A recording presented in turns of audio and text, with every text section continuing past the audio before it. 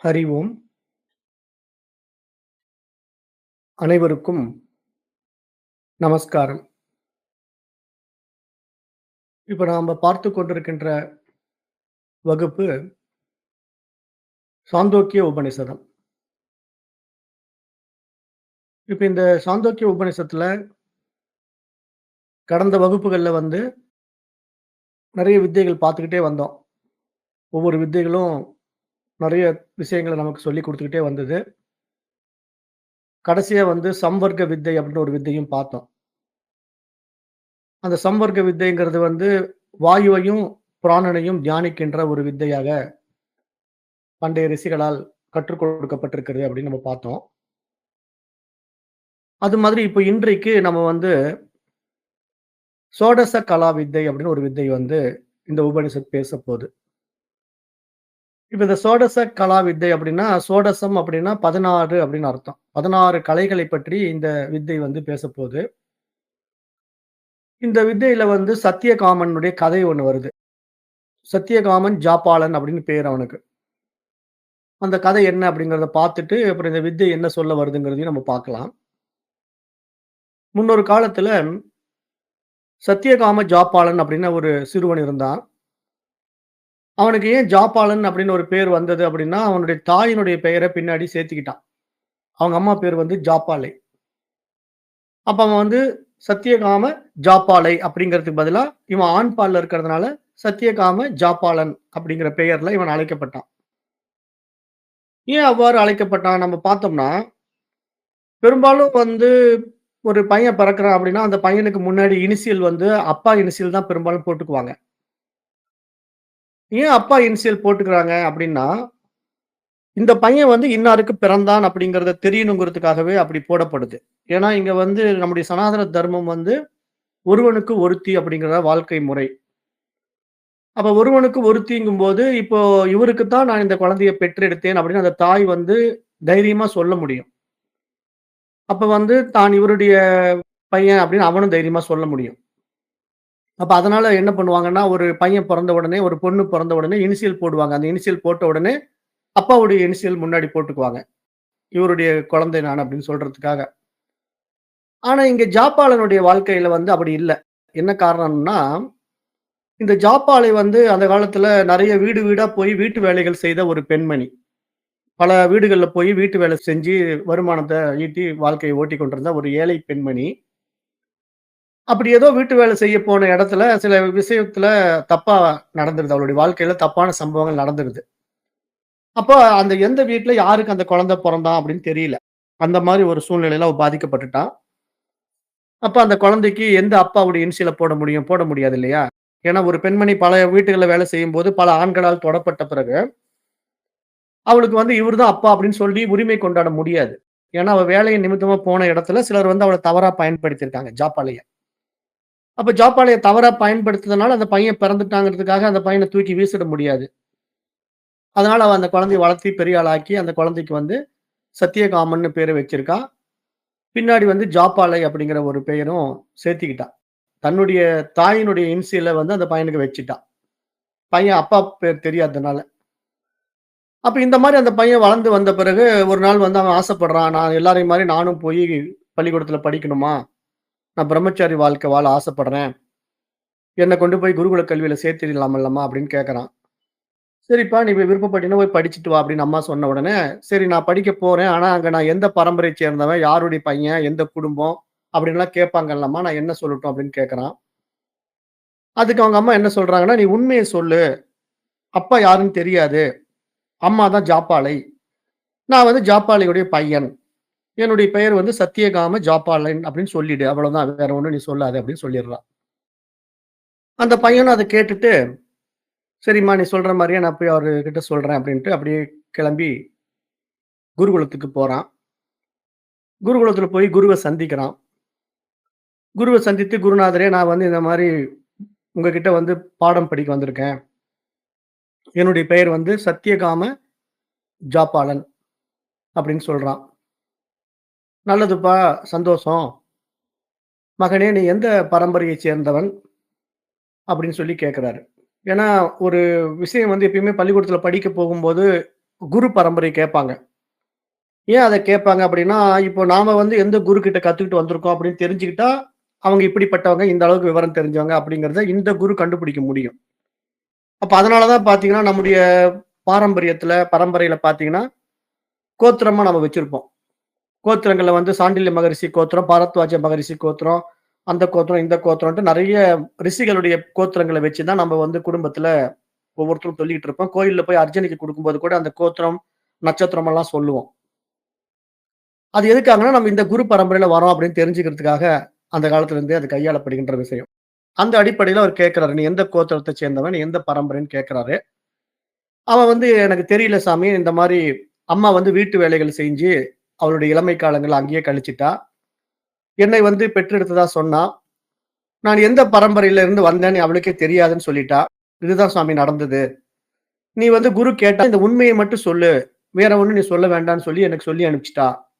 ஆகவே நான் வந்து சத்தியகாம ஜாபாலன் என்று தான் எனக்கு பெயர்" அப்படின்னு சொல்லி வெளிப்படையா உண்மைய ஒத்துக்கிறான். அப்போ இத குரு கேட்கிறாரு. குரு கேட்ட உடனே குருவுக்கு வந்து அந்த பையன் மேலயும், அவங்க அம்மா மேலயும் ஒரு மரியாதை வருது. ஏன் அப்படின்னா, ஒரு நல்ல குடும்பத்தைச் சேர்ந்தவங்களா இருந்தா தான் உண்மைய பேசுவாங்க. கொஞ்சம் தவறான குடும்பத்துல இருக்கிறவங்க உண்மைய பேச மாட்டாங்க. எப்பயுமே பொய் பேசி பித்தலாட்டம் பண்ணிக்கிட்டு வாழக்கூடியவங்க தான் நெறைய இருப்பாங்க. தனக்கு காரியம் சாதிக்கணும்னா, அவங்க அந்த நேரத்துல பொய்ய பேசி காரியத்த சாதிச்சுக்குவாங்க. இப்ப இந்த பையன் வந்து காரியத்த சாதிச்சுக்கணும் அப்படின்னா, பொய்ய பேசி அந்த காரியத்த சாதிச்சுக்கலாம் இல்லையா? ஆனா அவன் பொய்ய பேசாம உண்மைய சொல்றான் பாருங்க. அதுதான் இந்த பையனிடத்துல இருக்கிற ஒரு சிறப்பா குருநாதர் பார்க்கிறாரு. இப்ப இந்த குருநாதர் வந்து ஹரித்ரமதர் அப்படிங்கிற ஒரு ரிஷி இருக்காரு. ஹரித்ரமதர் அப்படின்னு ஒரு ரிஷி. அந்த ரிஷியினுடைய பரம்பரையில வந்தவர். அவர் பேர் வந்து கௌதமர் என்று பெயர். இந்த சாந்தோக்கிய உபநிஷத்துல இந்த சோடச கலா வித்தையை கற்றுக் கொடுக்கின்ற மகா குரு பேர் வந்து கௌதமர். இவன் வந்து அந்த குருவ அணுகி இந்த வித்தைய எனக்கு கத்துக் குடுக்கணும்னு கேட்கறான். அவரு வந்து அந்த பிரம்மச்சாரி வாழ்க்கை வாழ விரும்புகின்ற அந்த பையனிடத்துல விசாரணை பண்ணி, அவனுடைய உண்மை தன்மையை உணர்ந்து கொண்ட உடனே அவர் பேசுறாரு. "இனியவனே, நீ எந்த பரம்பரையைச் சேர்ந்தவன்?" என்று கேட்டார். அதற்கு சத்தியகாமன், "நான் எந்த பரம்பரையைச் சேர்ந்தவன் என்று எனக்கு தெரியாது. நான் என் தாயிடம் அது பற்றி கேட்டேன். அதற்கு அவள், மகனே நீ எந்த பரம்பரையைச் சேர்ந்தவன் என்பது எனக்கே தெரியாது. வீட்டு வேலைகள் போன்ற பல வேலைகளில் என் இளமை நாட்களை நான் கழித்தேன். இதற்கிடையில் உன்னையும் நான் பெற்றெடுத்தேன். இந்த நிலையில் உன் பெயரைப் பற்றி, உன் பரம்பரை பற்றி எனக்கு எப்படி இவ்வாறு தான் என்று சொல்ல முடியும்? ஆகவே இது நானாக உனக்கு வைத்த பெயரும், பரம்பரை பெயர் என்னுடைய பெயரை சேர்த்து சத்தியகாமன் ஜாப்பாலை என்றதாக நான் உனக்கு வைத்திருக்கிறேன். இந்த உண்மையை நீ சென்று உன்னுடைய குருநாதரிடத்திலே சொல் என்று தான் என்னை சொல்லி அனுப்பினாள்." அப்படின்ட்டு இந்த பையன் சொன்னத கேட்ட உடனே, அந்த பெயருக்கு ஏற்ற மாரி அந்த பையன் சத்தியவானா இருக்கிறான். கரெக்ட்டா இருக்கிறான். உண்மைய பேசுறான் அப்படிங்கிறத அந்த குருநாதர் புரிந்து கொண்ட உடனே, அவரு அந்த பையனுக்கு இந்த வித்தைய குடுக்கணும் அப்படின்னு முடிவு பண்ணிடுறாரு. நல்ல பையனா இருக்கிறான். உண்மைய பேசுறான். ஆகவே அவனுக்கு இந்த வித்தைய நம்ம குடுத்துடலாம். ஏன்னா, இந்த மாதிரி உண்மைய சொல்பவனா இருந்தா, அவன் உயர் குலத்தினில் வந்தவனா தான் இருக்க முடியும். ஏன்னா, பரம்பரை நல்ல உயர் குலத்து பரம்பரையிலிருந்து வந்தா தான் பொய் பேச மாட்டாங்க. உண்மைய பேசுவாங்க. ஏதோ ஒரு சந்தர்ப்ப சூழ்நிலையில இந்த மாரி அவங்க அம்மா தடம் மாறி போயிருக்கிறா. அதனால அவளுக்கே யாருகிட்ட பிறந்தேன்னு சொல்ல முடியாத தர்ம சங்கடமான நிலையில இருக்கிறதுனால, அவ சொல்லல. ஆனா உண்மைய சொல்லிட்டதுனால, நாம இந்த பையன ஏத்துக்கலாம் அப்படின்னு சொல்லிட்டு, அந்த கௌதம ரிஷி என்ன பண்ணிட்டாருன்னா, அந்த பையன சிஷ்யனா ஏத்துக்கிறாரு. ஏத்துக்கிட்டு அந்த பையன்கிட்ட, "நீ போய் சமத்துக்கள் எல்லாம் எடுத்துட்டு வா. நீ வந்து உண்மையிலிருந்து விலகாமல் இருக்கிறதுனால, உன்னை நான் சீடனாக ஏற்றுக்கொள்கிறேன்" என்று அன்றைக்கே அவனுக்கு வந்து தீட்சையை அளித்து விட்டார். அப்ப உடனே அவன் குருவினிடத்தில் ஆசீர்வாதம் வாங்கிக் கொண்டு போய் அந்த சமித்துக்கள்னு சொல்லுவாங்க. அந்த காலத்துல பண்டைய காலத்துல சமித்துக்கள் அப்படின்னா, இந்த வேள்வியில போடக்கூடிய குச்சிகள். நம்ம யாக வேள்விகள் நடத்துறோம் இல்லையா? அந்த யாக வேள்விகள்ல வந்து குச்சிகள் எல்லாம் போடுவோம். மரக்குச்சிகள். அந்த மரக்குச்சிகள வந்து சமித்துக்கள் என்று சொல்லுவாங்க. அந்த காலத்துல குரு தட்சணையே சமித்துக்கள தான் குடுக்கணும். ஏன்னா, குரு வேள்வி நடத்துறாரு அப்படின்னா, அவன் போயி காட்டுக்குள்ள இருந்து சுள்ளிகள் எல்லாம் பொறுக்கிட்டு வந்து, எல்லாம் ஒழுங்குபடுத்தி, மரங்கள் எல்லாம் விறகுகள் எல்லாம் வெட்டி வந்து, சின்ன சின்ன பீஸா அத பண்ணி, அத யாக குண்டத்துல போடுற மாரி தயார் பண்ணி குடுக்கணும். குரு வந்து வேள்வி நடத்துவாரு. அப்ப அந்த வேள்விகள்ல இதெல்லாம் பயன்படுத்துவாங்க. அப்ப குரு கிட்ட வந்து இந்த மாரி சமித்துக்கள கொண்டு வந்து குடுத்துட்டு, என்னை சிஷ்யனாக ஏற்றுக்கொள்ள வேண்டும் என்று சொன்னா போதும், குரு கத்துக் குடுத்துருவாரு. காசெல்லாம் வாங்க மாட்டாங்க. ஏன் வந்து குருகுல கல்வியில வந்து காசு வாங்க மாட்டாங்கன்னா, இந்த வித்தைக்கு வந்து பணம் வாங்கிட்டு சொல்லிக் குடுக்க முடியாது. ஏன்னா, இந்த வித்தைக்கு வந்து வேல்யூ பணத்தினால நிர்ணயிக்கப்பட முடியாது. இப்ப ஒரு பையன் ரூ. 10,000 குடுக்குறேன், இத கத்துக் குடுங்க.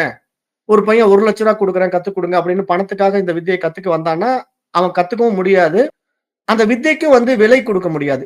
இவனுக்கு ரூ. 10,000 அவனுக்கு ரூ. 1,00,000 அப்படின்னு அந்த வித்தைக்கு ஒரு விலைய நிர்ணயம் பண்ணி கத்துக் குடுக்க முடியாதுங்கிறதுனால, பண்டைய ரிஷிகள் வந்து அதை மிக உயரிய வித்தையா பார்க்கறதுனால, எல்லோருக்குமே இலவசமா தான் குடுத்தாங்க. ஆனா குரு எப்படி வாழ்க்கைய ஓட்டுறாரு அப்படின்னு கேட்டீங்கன்னா, குருவுக்கு வந்து அரசர்கள் உதவி செய்வாங்க. அந்த காலத்துல வந்து ராஜாக்களுடைய ராஜ்யமா இருந்தது எல்லாமே. அப்ப ராஜாக்களுக்கு வந்து தெரியும். இந்த மாரி பாரம்பரியமா இந்த குருக்கள் வராங்க. இந்த குருக்கள் வந்து இந்த மாரி வித்தைகள கற்றுக் குடுக்குறாங்க. அவர்களுடைய ஜீவனத்துக்கு அவங்க உணவுக்கு என்ன பண்ணுவாங்க?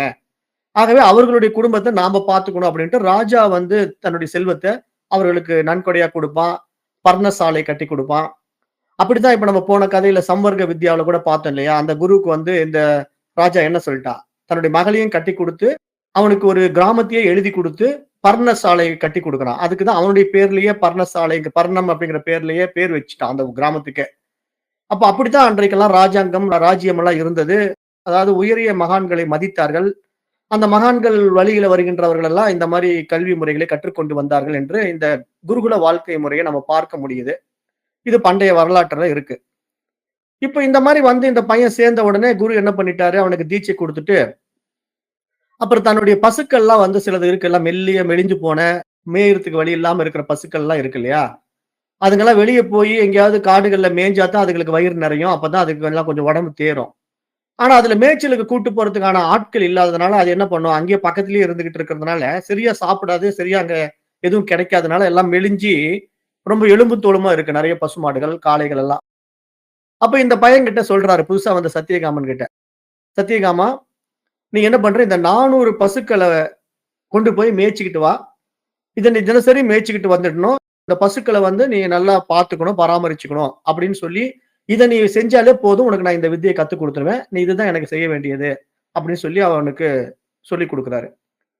அப்ப இந்த பையன் வந்து ரொம்ப சந்தோஷமா அந்த மாடு மேய்க்கிற வேலைய ஏத்துக்கிட்டு, அந்த பசுக்களுடைய எண்ணிக்கைய பார்க்குறான். 400 பசுக்கள் இருக்கு.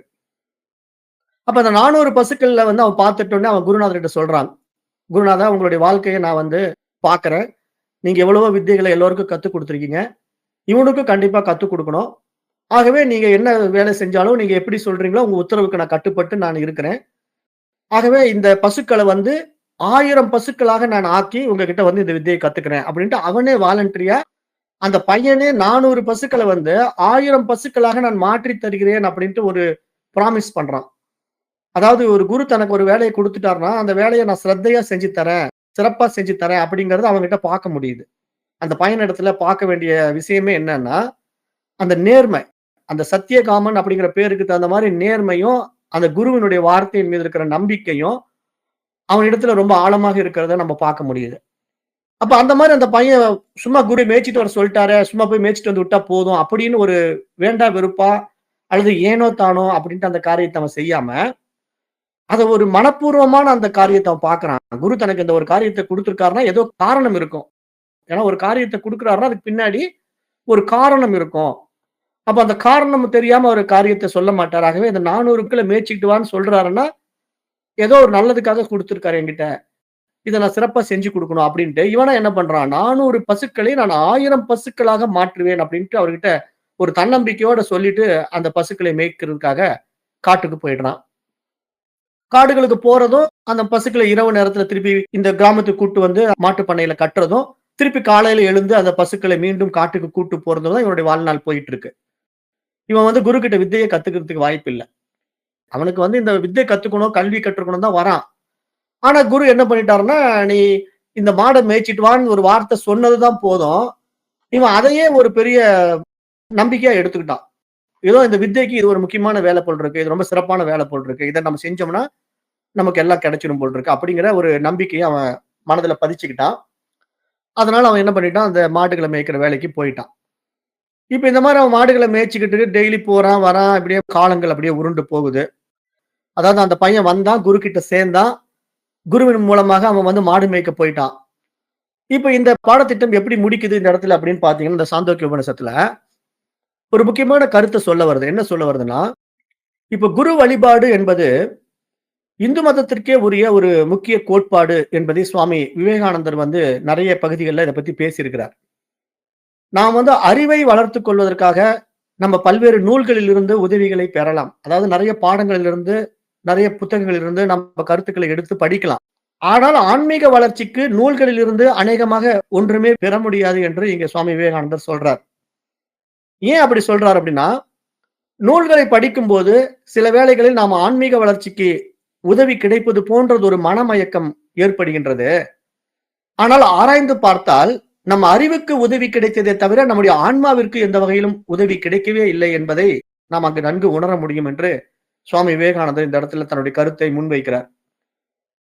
ஏன் அந்த கருத்த நான் இங்க சொல்றேன் அப்படின்னா, இந்த பாடம் வந்து இந்த சாந்தோக்கிய உபநிஷத்தினுடைய முக்கிய விஷயமே என்ன அப்படின்னா, குரு ஒரு விஷயத்த கத்துக் குடுக்குறாரு அப்படின்னா, அந்த குருவின் மீதும், சாஸ்திரத்தின் மீதும் இருக்கிற நம்பிக்கையில மனசுல சந்தேகமே வரக்கூடாது. ஒரு சிறிய சந்தேகம் வந்துட்டா கூட அந்த வித்தையில அவன் ஜெயிக்க மாட்டான். ஏன் ஜெயிக்க மாட்டான்னா, அவனுக்கு ஒரு சின்ன சபலம் மனசுக்குள்ள எழுந்துட்டாலே அந்த வித்தை வந்து அவனுக்கு வேலை செய்யாது. ஃபெயிலியர் ஆயிடும். இப்ப நெறைய பேர் அந்த மாரி தான் இருக்காங்க. அதாவது வருவாங்க, போவாங்க. அப்படியே என்னமோ அவர் சொல்றாரு கேட்போம் அப்படிம்பாங்க. அப்புறம் இந்த காதுல வாங்கி அந்த காதுல விட்டுருவாங்க. இப்படி இருக்கிறவங்க எல்லாம் வந்து ஜெயிக்க முடியாது. அவங்க 10ஓடு 11னா அப்படியே வந்து கதை கேட்கிற மாரி கேட்டு போறவங்களா தான் இருப்பாங்க. அத வந்து மகான்கள் நல்லா உணர்ந்து வச்சிருக்காங்க. அதுக்கு வந்து விளக்கமே சுவாமி விவேகானந்தர் எப்படி குடுக்குறார்ன்னா, எல்லோரும் இது போன்ற ஆன்மீக விஷயங்களை அரிதான நூல்களிலே கற்றுக்கொண்டு மிக அழகாக பேசுவார்கள். ஆனால் நடைமுறை என்று வரும்போது, அதற்கு வேண்டிய தகுதி அவர்களிடம் மிக மிக குறைவாக இருப்பதை காண முடியும். ஏனென்றால் நமக்கு தேவைப்படும் தூண்டுதல்களை நூல்கள் தர முடியாது என்பதுதான் இதற்கு முக்கிய காரணம் என்று சுவாமி விவேகானந்தர் முன்வைக்கிறார். ஏன் முன்வைக்கிறார் இந்த இடத்துல அப்படின்னா, இந்த பாயிண்ட் ஆஃப் வியூ என்ன அப்படின்னு கேட்டீங்கன்னா, இப்ப நம்ம என்னதான் புக்குகள எடுத்து நம்ம தனிப்பட்ட முறையில படிச்சாலும், இப்ப நீங்களே உபநிஷத்துகள எடுத்து படிச்சாலும், பகவத்கீதை எடுத்து படிச்சாலும், அந்த புத்தகத்துல இருக்கக்கூடிய விஷயங்கள் உங்களுக்கு உள்ள போனாலும், உங்களுடைய உணர்வ தொடாது. உங்களுடைய அறிவ தொடும். இந்த பாயிண்ட்ட நல்லா புரிஞ்சுக்கணும். உங்களுடைய அறிவை தொட்டு காட்டும். அதுல இருந்து ஏதோ விஷயங்கள புரிஞ்சுக்கிட்டேன், நான் கொஞ்சம் புத்திசாலியா மாறிட்டு வரேன் அப்படின்லாம் உங்க அறிவு நெனைக்கும். ஆனா ஆன்மாவ தொட முடியாது. அப்ப ஆன்மாவை தொட வேண்டுமானால், அதற்கு என்ன சொல்றாருன்னா, சுவாமி விவேகானந்தர், நமக்கு தேவைப்படும் தூண்டுதலை நூல்கள் தர முடியாது என்பதற்கு இதற்கு காரணம், ஆன்ம வளர்ச்சிக்கான அந்த தூண்டுதல் இன்னொரு ஆன்மாவிலிருந்து தான் பெற முடியும் என்ற நியதியின் அடிப்படையில், அதை உயிருள்ள ஒருவர் உபதேசித்தால் மட்டுமே அந்த சாதகனுக்கு அந்த ஆன்ம தூண்டுதல் உண்டாகின்றது அப்படிங்கிற ஒரு உயரிய உண்மையை சுவாமி விவேகானந்தர் இங்கு முன்வைக்கிறார். அப்ப அதனாலதான் குரு கற்றுக் கொடுக்காத வித்தை வந்து பால் என்று சாஸ்திரம் சொல்லும். குரு கற்றுக் கொடுக்காத வித்தை வந்து பால் ஆயிடுச்சு, வேஸ்ட்டா போயிடுச்சுன்னு சொல்லுவாங்க. ஏன் அப்படின்னா, இங்க குரு வந்து நம்ம நினைக்கிற மாரி ஒரு சாதாரண மனிதன் கிடையாது. அவர் வந்து ஈஸ்வர நியதிக்குள்ள வருகின்ற உணர்வு. தன்னுடைய உணர்வ தொடுவதற்கு இன்னொரு உணர்வு மூலமா தான் தொட முடியுமே தவிர, நம்ம நேரடியா ஒரு உணர்வ அப்படி ஈஸியா புடிச்சிட முடியாது. புத்தகத்துக்கு வந்து அந்த உணர்வு காட்டிக் குடுக்கிற தகுதி கிடையாது. புத்தகம் வந்து ஒரு ஜட பொருள் தான். புத்தகங்கள், இந்த ஓலைச்சுவடிகள், இந்த மாரி நீங்க என்னென்ன டெக்னாலஜி லேப்டாப்பு, மொபைல் ஃபோன் இது மாரி என்ன டெக்னாலஜி உங்க கையில வச்சுட்டு இருந்தாலும், அது எல்லாமே ஜட பொருட்கள். அந்த ஜட பொருட்கள் மூலமா நீங்க அறிவை பெறலாமே தவிர, உணர்வை பெற முடியாது. அப்ப உணர்வை பெற வேண்டுமானால், அதற்கு உயிருள்ள ஒருவர் தேவை. உயிருள்ள ஒரு குருநாதர் தேவை. அவர் மூலமா இந்த வித்தைய நீங்க கற்றுக்கொள்ளும் போது தான், உங்களுடைய உணர்வை தொட்டு காட்டுவார். உங்களுடைய உணர்வை காட்டிக் கொடுப்பார் அப்படிங்கிற ஒரு உயரிய உண்மைய, ஆன்ம தூண்டுதல் என்பதாக சுவாமி விவேகானந்தர் இங்கு முன்வைக்கிறார். அப்ப ஆன்மாவாக இருந்து கொண்டிருக்கிற குரு, தன்னுடைய உடலிலே இருந்து கொண்டு தனக்கு வழிகாட்டுவதற்காக இன்னொரு உடலில் இருக்கின்ற தன்னையே தான் தூண்டுகின்றார் என்ற மிகப்பெரிய ஒரு உண்மையை இங்கு உபதேசிக்கின்றார் சுவாமி விவேகானந்தர். ஏன்னா இங்க வந்து தன்னையே தான் பார்க்கிறார். குரு வந்து தன்னையே இன்னொரு உடல்ல பார்க்கிறார். ஆனா, அந்த உடல்ல இருக்கக்கூடிய என்னுடைய அறியாமையை நான் நீக்குவதற்கான ஒரு முயற்சியாக இருக்கிறது அது அப்படின்னு அவர் தெரிஞ்சுக்கிட்டு தான் அத செய்றார். அப்படி செய்யும்போது அதற்கு முன் வருகின்றவர்கள் மட்டும் தான் அதுல ஜெயிக்க முடியுமே தவிர, முன் வராதவர்கள் வந்து அதுல ஜெயிக்க முடியாது இல்லையா? அந்த மாரி ஒவ்வொருத்தரும் அவங்கவங்க மனம் போன போக்குல போகாம, இந்த மாரி வந்து ஒரு உயரிய வித்தையை கற்றுக்கொள்வதற்கான உயரிய ஆசிரியரை நாடி வரும்போது, அந்த ஆசிரியர் அந்த உடலின் வாயிலாக உள்ளே இருக்கும் ஆன்மா, இந்த உடலுக்குள்ளே இருக்கும் ஆன்மாவை தூண்டும்போது, அந்த சீடன் அல்லது மாணவன் தன் உண்மை சொரூபத்தை உணர்கின்றான் என்பதை இங்கு பார்க்க முடிவதாக சுவாமி விவேகானந்தர் இதை சுட்டிக்காட்டுகிறார். இவ்வாறு தூண்டுவதற்கு முதலாவதாக யார் தூண்டுகிறாரோ, அவரிடம் அதற்கான சக்தி இருக்க வேண்டும். ஆற்றலை தம்மிடமிருந்து மற்றொருக்கு பாய்ச்சும் சக்தியை அந்த குருநாதர் பெற்றிருக்க வேண்டும். 2வதாக பெறுபவரும் அதை பெறுவதற்கு தகுதியானவராக இருக்க வேண்டும். அதாவது விதை உயிருள்ளதாக இருக்க வேண்டும். அதற்கான நிலமும் நன்கு உழப்பட்டு தயாராக இருக்க வேண்டும். இந்த 2 நியதிகளும் நிறைவேறும்போது மட்டும் தான் அங்கு விவசாயம் செழித்து வளர்வது போன்று குருவின் மூலமாக தன்னை உணர்கின்ற சீடன் தன்னுடைய அற்புதமான ஆன்மீக வளர்ச்சியில் முன்னேறுகின்றான் என்று இங்க தகுதி வாய்ந்த குரு, அதற்கான சரியான சீடன் இருக்கின்றாரா என்பதை இங்கு சுவாமி விவேகானந்தர் விசாரிக்க சொல்கிறார். இத அருமையான ஓமானத்துல சொல்றாரு. எப்படி சொல்றாருன்னா, இப்ப ஒரு நிலம் இருக்குன்னா, அந்த விவசாய நிலத்துல பயிர்கள் செழித்து வளர வேண்டுமானால், அந்த விவசாய நிலத்த நம்ம என்ன பண்ணணும்? ஃபர்ஸ்ட் உழணும். உழுது அத சரியாக வைத்துக் கொள்ள வேண்டும். அதுல இருக்கிற களை செடிகள் எல்லாம் நீக்கிட்டு, அப்புறம் தான் அதுல விதைகள் தூவப்பட வேண்டும். அப்ப அந்த விதைகள தூவும்போது தான் அந்த விளைச்சலாகி, அந்த நமக்கு தேவையான பயிர் கிடைக்கும். இல்லன்னா களை செடிகள் கண்டபடி வளர்ந்துடும். நமக்கு தேவையான உண்மையான பயிர்கள் கிடைக்காது. அப்ப அது மாரி குரு கிட்ட போற சீடன் கிட்ட குரு என்ன பண்ணுவார்ன்னா, முதல்ல அவனிடத்துல இருக்கிற அழுக்குகளை எல்லாம் நீக்குவார். களை செடிகள பூரா நீக்குவார். அவன் எங்க சிக்கிட்டு இருக்கான், என்னென்ன தப்பு பண்றான், அவனுடைய அறியாமை என்ன அப்படிங்கிறதெல்லாம் கண்டுபிடிச்சு, அவன தயார்படுத்துவார். அவன உழுறாருன்னு பார்த்துக்கலாம். எப்படி பார்க்கலாம்னா, அவன உழுது கொண்டிருக்கிறார் அப்படின்னு பார்க்கலாம். அப்ப அவன உழுது கொண்டு முடிச்ச பிறகுதான் விதைய தூவுவாங்க. அதுக்கு முன்னாடியே விதைய தூவிட்டா, அந்த விதை விளைச்சல் ஆகாது. ஏன்னா களைச்செடியோட உள்ள போய் சிக்கிக்கும். அப்ப களைச்செடி பிரம்மாண்டமா வளர்ந்து என்ன பண்ணும்னா, அந்த விதைக்கு வெளிச்சத்த குடுக்காது. சூரிய ஒளியை குடுக்காது. நீரை பாய்ச்ச விடாது. அந்த நீரெல்லாம் இது எடுத்துக்கும். அப்ப களைச்செடி தான் நல்லா செழித்து வளருமே தவிர, விதை வீணாகி போய்விடும். அது மாதிரி இங்க மகான்கள் என்ன நினைக்கிறாங்கன்னா, தன்னை நாடி வருகின்ற சீடனை முதல்ல தயார்படுத்தணும், பக்குவப்படுத்தணும். அப்ப அதற்கான சில விஷயங்கள அவனுக்கு சொல்லிக் குடுப்பாங்க. அது அவனுக்கு கடினமாக தோன்றினாலும், அவனை தயார்படுத்துகின்றார்கள் என்பதை அந்த சீடர்கள் உணர வேண்டும் என்ற ஒரு உயரிய உபதேசத்தை இங்கே சுவாமி விவேகானந்தர் சொல்றதுதான். இத நம்ம பார்த்து, இந்த கதையினுடைய கருத்து என்ன? அந்த பையன் வந்த உடனே அவன கொண்டு போய் மாடு மேய்க்க விடுறாரு குரு. கௌதமர் மாடு மேய்க்க விடுறாரு. அவன உட்கார வச்சு கிளாஸ் எடுக்கல. அவனுக்கு வேள்வி நடத்த அனுமதி குடுக்கல. எதையுமே அவனுக்கு சொல்லிக் குடுக்கல. மாட கூட்டு போய் மேய்ச்சிட்டு வாங்கிற வேலையை மட்டும் தான் குடுக்குறார். ஆனா மாடு மேய்க்க போன சிறுவன் எவ்வளவு ஒரு நம்பிக்கையா மாட மேய்க்கிறான்னா, குரு ஏதோ நல்லதுதான் நமக்கு செய்வாருங்கிற நம்பிக்கை. அதுதான் ரொம்ப முக்கியம். அப்ப அந்த மாரி போற அந்த பையன் இன்னுமே தன்னம்பிக்கையோட ஒரு பதில் அளிக்கிறான் பாருங்க. அந்த பதில் என்ன? நான் இந்த 400 பசுக்கள 1000 பசுக்களா மாத்தி கொண்டு வரேன் அப்படிங்கும்போது அவனுடைய தன்னம்பிக்கையும் அங்க பார்க்க வேண்டியதா இருக்கு. அது இந்த இடத்துல 4வது அத்தியாயம் நிறைவு செய்து, அடுத்த 5வது அத்தியாயம் என்ன சொல்ல வருதுன்னா, இந்த வித்தைய சத்தியகாமனுக்கு உண்மையிலேயே யார் உபதேசிச்சாங்க அப்படின்னு பார்த்தா, 4 விஷயங்கள் இந்த வித்தைய உண்மையிலே உபதேசிக்குது. அது என்னென்ன அப்படின்னா, ஒன்று இயற்கை. அந்த இயற்கை தான் இங்க காளை மாடா இருக்குது. 2வது அக்னி, 3வது அன்னப்பறவை, 4வது நீர்ப்பறவை ஆகிய இந்த 4ம் தான் இந்த சத்தியகாமனுக்கு சோடச கலா வித்தையை உபதேசம் கொடுக்க போகுதுங்க. உண்மையா இங்க குரு உபதேசம் கொடுக்க போறது இல்ல. ஃபர்ஸ்ட் இந்த 4 விஷயங்கள் தான் அவனுக்கு உபதேசமே கொடுக்க போகுது. அப்ப இந்த உபதேசங்கள் எப்படி தொடங்குது அப்படின்னா, முதல்ல காளை தான் உபதேசம் பண்ணும். அந்த காளை எப்படி உபதேசம் பண்ணுது அப்படிங்கிறது இந்த 5வது அத்தியாயத்தில் தொடருது. எப்படி தொடருதுன்னா, குருவின் ஆணையை ஏற்று 400 பசுக்களுடன் காடு சென்ற சத்தியகாமன், அந்த காட்டிலே வெறுமனே மாடுகளை மேய்ப்பதுடன் அவன் நின்று விடவில்லை. குரு ஆணையிட்டிருப்பதால் மாடுகளை மேய்ப்பதையே ஒரு ஆன்மீக சாதனையாக கண்டான். அந்த மாதிரி குருவின் மீது இருந்த அந்த பக்தியும், குரு சொன்ன வார்த்தையை மீறாத அந்த சாதனையாக அதை கருதியதும், அவருடைய வார்த்தைகள் மீது மிகுந்த நம்பிக்கை கொண்டவனுமாக அவன் இருந்ததுனால, அதை அப்படியே கடைபிடிக்கவும் செய்தான். அந்த நிலையிலே அவனது தனிமையான வாழ்க்கை மற்றும் மனிதர்கள் இல்லாத காட்டிலே அது ஒரு தவ வாழ்க்கையாக இருந்தது என்பது பார்க்க முடிகிறது. அப்ப தவமும் நம்பிக்கையும் அவனை ஆன்மீகத்தில் உயரச் செய்தன. அவனது குரு பக்தியும் குருவின் நம்பிக்கையும் கண்ட அந்த ஈஸ்வரனாகிய குரு இயற்கையின் வடிவிலேயே அவனுக்கு உபதேசிக்க தொடங்கினார் என்பதை இந்த 5வது அத்தியாயத்திலே பார்க்கிறோம். அந்த உபதேசம் எப்படி தொடங்குது அப்படின்னா, காலங்கள் கடந்தன. 400 பசுக்கள் 1000 மாறின. அப்படின்னா இந்த இடத்துல நம்ம என்ன புரிஞ்சுக்கணும்? அவன் சில வருடங்கள் காத்திருந்தான். இந்த வித்தையை கற்றுக்கொள்வதற்காக அந்த 400 மாடுகளை மேய்த்துக் கொண்டு தினசரி அந்த மாடுகளை மேய்ப்பது, ஆசிரமத்துக்கு திரும்பி வருவது, மாடுகளை மேய்ப்பது, ஆசிரமத்துக்கு திரும்பி வருவது என்று சில வருடங்கள் காத்திருந்தான். காலங்கள் கடந்தன. அந்த 400 பசுக்களும் 1000 பசுக்களாக பெருகிவிட்டன. அந்த நிலையிலே ஒரு நாள் அவன் வளர்த்த காளை மாடு ஒன்று சத்தியகாமனிடம் பேசத் தொடங்கியது. காளை மாடு முதல்ல சத்தியகாமன் இடத்துல பேசுது. காளை மாடு ஒன்று சத்தியகாமனிடம் வந்தது. சத்தியகாமா என்று அழைத்தது. உடனே சத்தியகாமன் அந்த மாடை பார்த்த உடனே, சொல்லுங்கள் ஐயா என்று சத்தியகாமன் காளையின் அழைப்பை ஏற்றுக்கொண்டான். உடனே காளை மாடு, நாங்கள் இப்போது 1000 பேர் ஆகிவிட்டோம்.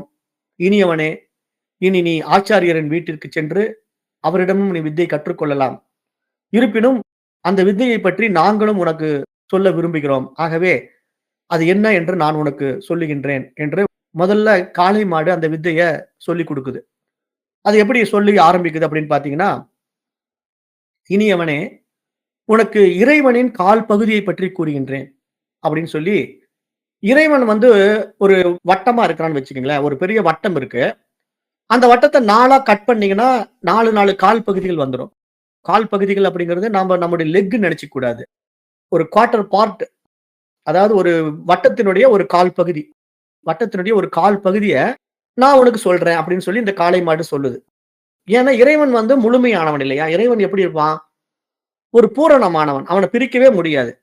ஆனா அப்படி பிரிக்கவே முடியாத ஒரு முழு நிலவு போல, ஒரு முழு பௌர்ணமி நிலவு போல, ஒரு முழு வட்டம் போல இருக்கின்ற ஒரு இறைவன, முழுமையா சொல்லி புரிய வைக்க முடியாதுங்கிறதுனால, அது என்ன பண்ணுதுன்னா, இந்த காளை மாடு, "முதல்ல நான் உனக்கு இறைவனைப் பற்றி ஒரு கால் பகுதி மட்டும் சொல்லித் தரேன். உனக்கு ஒரு கால் பகுதியைப் பற்றி கூறுகிறேன்" அப்படின்னு சொல்லுது. அதற்கு சத்தியகாமன், "பிரபோ, தாங்கள் கூறுங்கள்" என்று பதிலளித்தான். உடனே காளையானது, கிழக்கு திசை ஒரு பங்கு, மேற்கு திசை ஒரு பங்கு, தெற்கு திசை ஒரு பங்கு, வடக்கு திசை ஒரு பங்கு என்று இந்த 4 பங்குகள் சேர்ந்து இறைவனுடைய கால் பகுதி. இந்த நிலையில் அவர் ஒளிர்கின்றார் என்ற ஒரு உபதேசத்தை குடுத்தது.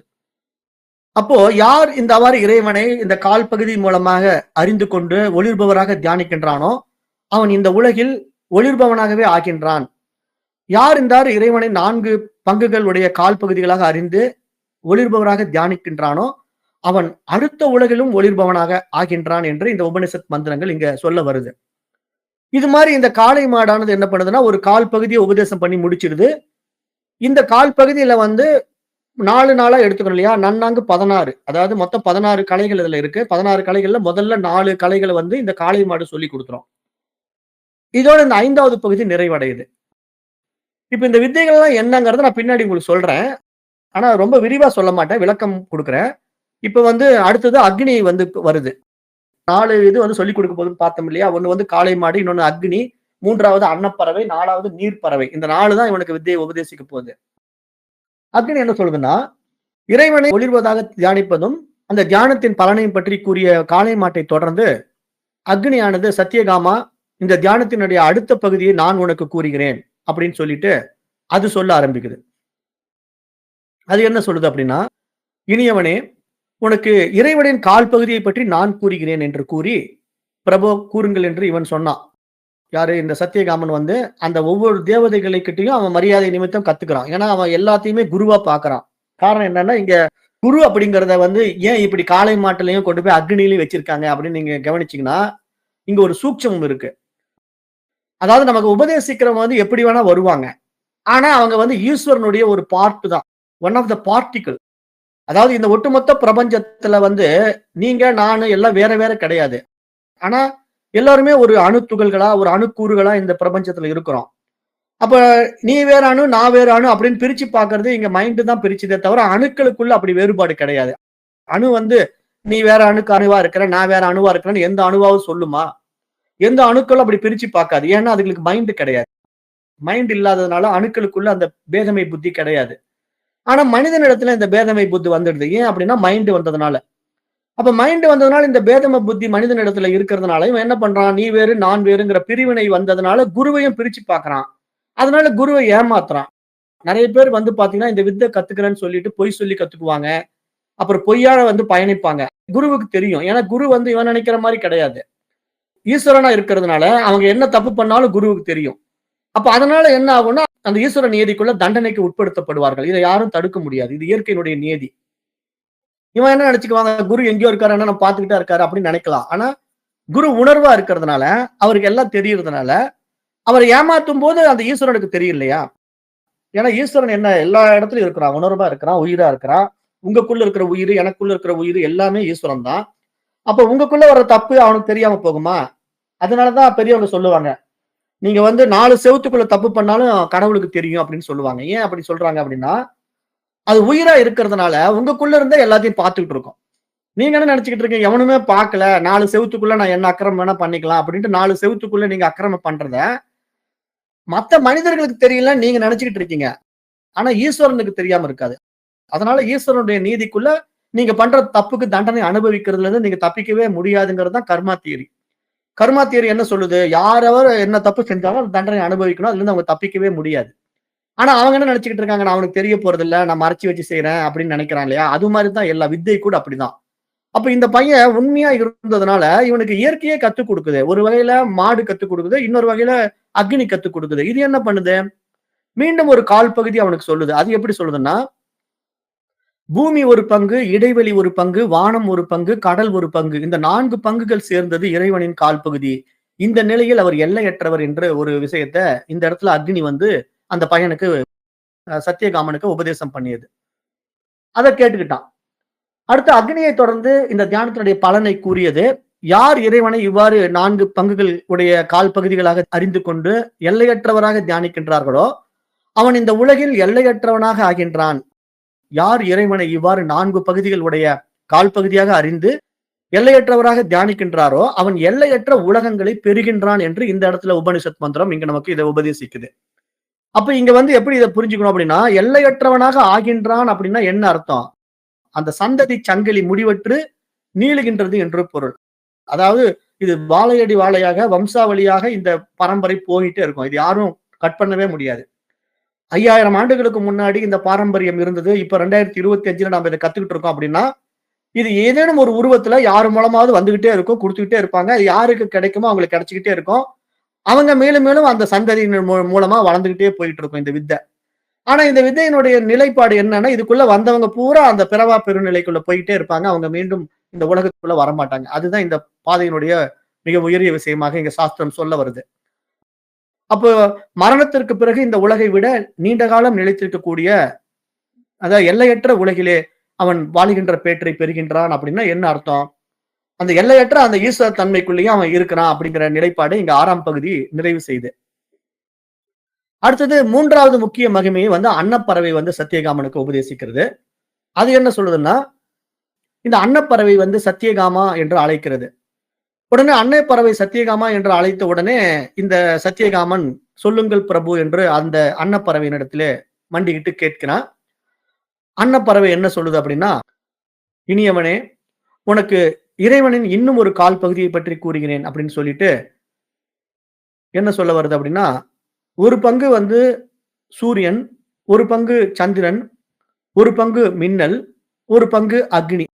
இந்த 4 பங்குகள் சேர்ந்து இறைவனின் கால் பகுதி. இந்த நிலையில் அவர் ஒளி வடிவினராக இருக்கின்றார் என்ற ஒரு உபதேசத்த இங்க அன்னப்பறவை வந்து அவனுக்கு முன்வைக்குது. அப்ப இங்க இறைவனை வந்து ஒரு ஒளி பொருளாக நாம் இங்க பார்க்க வேண்டியதா இந்த இடத்துல வருது. அதாவது இறைவனுடைய படைப்புல வந்து நம்ம ஆரம்பத்துல ஒளியானவர் என்று தெரிஞ்சுக்கணும் இல்லையா? அதாவது லைட் அண்ட் சவுண்ட். இங்கிலீஷ்ல சொல்லணும்னா லைட் அண்ட் சவுண்ட் அப்படிங்கிற 2 விஷயங்கள் வந்து இறைவனிடத்துல இருக்கு. அதுதான் முதல் வெளிப்பட்டது. அப்ப முதல்ல வெளிப்பட்டது ஒளி. அந்த ஒளி தான் ஓம்காரம். அப்ப அந்த ஓம்காரம் தான் நம்முடைய சனாதன தர்மத்தின்படி இங்க முதல்ல வந்த விஷயம். வெளிப்பட்ட விஷயம். ஆனா சயின்ஸ் வந்து இத அப்படியே மாத்தி சொல்லுவானுங்க. சயின்ஸ் என்ன பண்ணுவான்னா லைட்ன்றுவானுங்க. அப்புறம் லைட்டினுடைய வேகம் வந்து ரொம்ப அதிகமானது அப்படின்னு சொல்லுவானுங்க. லைட் தான் ரொம்ப வேகமா வருது அப்படின்ட்டு லைட்ட பத்தி பேசும்போது சயின்ஸ் இப்படி சொல்லும். ஆனா சாஸ்திரம் வந்து பல ஆயிரக்கணக்கான ஆண்டுகளுக்கு முன்னாடி முதல்ல வந்தது ஓம்ங்கிற ஒரு சவுண்ட் தாங்கிறது தான் விநாயகரை வந்து ஓம்காரமா மாத்தி முதல்ல விநாயக வழிபாடு. அப்புறம் லைட்ட வந்து முருகப்பெருமானா மாத்தி 2வது வழிபாடு. முருகனை வந்து தம்பியா வச்சிருப்பாங்க நம்முடைய சைவ சித்தாந்தத்துல. ஏன்னா சிவபெருமானுடைய பையனா முதல்ல சிவபெருமான் தானே பிரம்மம். அப்ப பிரம்மத்தினுடைய முதல் மகன் யாரு? விநாயகர். அவர்தான் ஓம்காரம். பிரம்மத்தினுடைய 2வது மகன் யாரு? முருகன். அவர்தான் ஒளி, லைட். அதனாலதான் முருகருடைய பிறப்பு வந்து சிவபெருமானின் நெற்றிக்கண்ல இருந்து வந்ததாக ஐதீகம். சிவபெருமான் வந்து முருகனை எப்படி படைச்சாரு? அவருடைய நெற்றிக்கண்ல இருந்து படைச்சாரு. அப்ப நெற்றிக்கண்ல இருந்து வந்த தீப்பிழம்புகள்ல தான் 6 விதமான பையனா 6 குழந்தைகளா அவரு பிறந்தாரு. அதான் சரவண பவா அப்படின்னு சொல்லி 6 எழுத்துக்கள். அப்புறம் அந்த 6 குழந்தைகளையும் ஒண்ணு சேர்த்து 6 முகமாக மாற்றின கதைகள் எல்லாம் புராணங்கள்ல நம்ம படிக்கிறோம் இல்லையா? இதெல்லாம் வந்து புராண கதைகள். ஆனா கருத்து வந்து தத்துவம். அந்த தத்துவத்த நம்ம எடுத்துக்கணும். அப்ப இங்க வந்து இந்த ஒளி தத்துவத்த இப்ப இந்த அன்னப்பறவை சொல்லிக் குடுத்துருது அவனுக்கு. இப்ப இதெல்லாம் உயரிய தத்துவங்கள். இத படிக்கிறதுக்கு தகுதியான மாணவர்கள் தேவை. அத மட்டும் தான் நம்ம எதிர்பார்க்கிறாங்க குருமார்கள் எல்லாம். இப்ப அடுத்தது பார்த்துட்டீங்கன்னா, நீர்ப்பறவை வருது. நீர்ப்பறவை என்ன சொல்லுதுன்னா, இறைவனை ஒளி வடிவனராக தியானிப்பது பற்றியும், அந்த தியானத்தின் பலனை பற்றியும் அன்னைப்பறவை கூறி முடித்ததை தொடர்ந்து, இங்கு நீர்ப்பறவையானது சத்தியகாமா இந்த தியானத்தின் அடுத்த கால் பகுதியை நான் உனக்கு கூறுகின்றேன் என்று சொல்லி, அது என்ன சொல்லுது அப்படிங்கிறத பார்க்கும்போது இனியவனே, உனக்கு இறைவனின் கால் பகுதியை பற்றி கூறுகின்றேன். அது என்ன அப்படின்னா, பிராணன் ஒரு பங்கு, கண் ஒரு பங்கு, காது ஒரு பங்கு, மனம் ஒரு பங்கு. இந்த 4 பங்குகள் சேர்ந்தது இறைவனின் கால் பகுதியே. இந்த நிலையில் அவருடைய இருப்பிடம் உடையவர் என்று இங்கு பெயர் பெறுகிறார். அப்படின்னு சொல்லி இந்த நீர்ப்பறவை வந்து இறைவனுடைய இருப்பிடத்தை காட்டிக் கொடுக்குது. அதாவது வெளியே வந்து இந்த 3 விஷயங்களும் அது சொல்லுச்சு இல்லையா? அந்த காளை மாடு, அந்த அக்னி, அந்த அன்னப்பறவை 3ம் வந்து வெளிய இருக்கிற விஷயத்த சொல்லிக் குடுத்துடுச்சு. அப்ப இறைவனுடைய இருப்பிடத்த காட்டிக் கொடுக்கும்போது, இங்க 4 விஷயங்கள் வருது பார்த்தீங்களா? பிராணன், அப்புறம் கண்ணு, அப்புறம் காது, அப்புறம் மனசு. அப்ப இந்த 4மே எங்க இருக்கு அப்படின்னா, நம்ம உடம்புக்குள்ள தான் இருக்கு. இப்ப இந்த 4மே நம்ம உடம்புக்குள்ள இருக்கிறத, இந்த நீர்ப்பறவை வந்து நமக்கு உள்ள இருக்கிற 4 விஷயத்த சொல்லிக் குடுத்துருச்சு. ஆக மொத்தம் 4 16 வித்தைகள வந்து இது கத்துக் குடுத்துருதுங்க இதுங்களுக்கு.